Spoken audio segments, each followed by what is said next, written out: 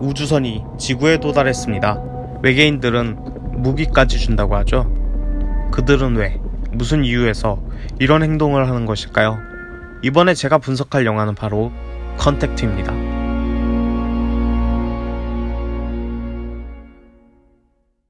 이 영화는 이미 많은 평론가들이 분석하고 리뷰한 작품입니다.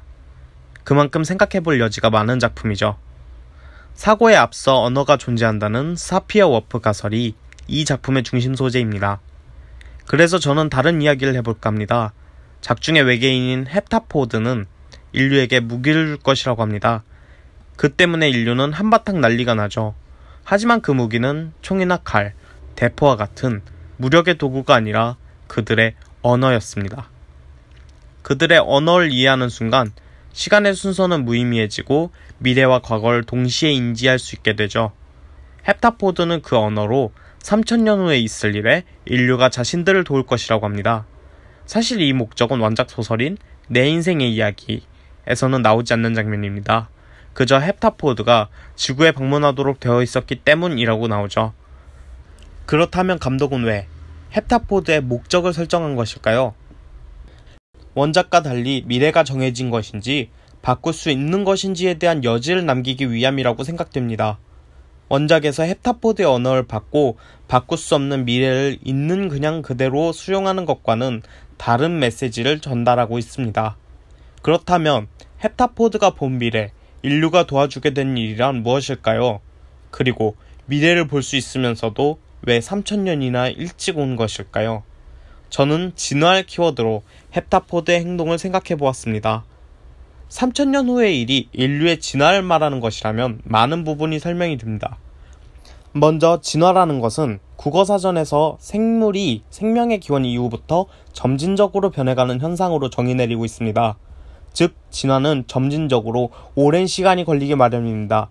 3000년은 인류가 진화할 만큼 충분한 시간입니다. 하지만 영화를 본 관객분들이시라면 제가 말하는 것에 오해를 가지실 수도 있겠습니다. 헵타포드의 언어를 이해하는 것이 정말 진화인가? 그렇다면 주인공은 그 짧은 시간에 진화를 한 것인데 인류 전체가 진화하기까지 3000년이 채 안 걸리지 않을까? 라고 말이죠. 단순히 헵타포드의 언어를 이해했다고 미래를 볼 수 있다고 해서 그것이 진화의 최종 목적지는 아닐 것입니다.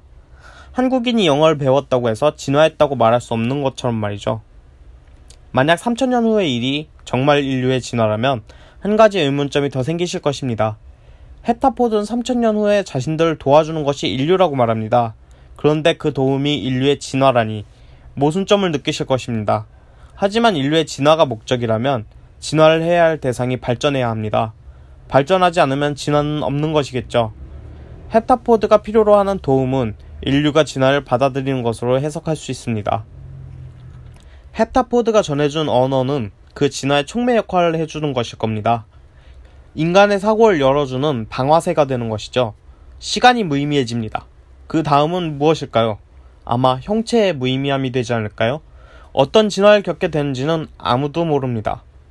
마지막으로 이러한 분석을 하는데 도움을 준 SF 소설 아서 C 클라크 저자의 유년기의 끝을 추천드리고 싶네요. 제 분석은 여기까지입니다. 흥미로우셨나요? 다음 시간에도 양질의 영화와 분석으로 다시 찾아뵙겠습니다.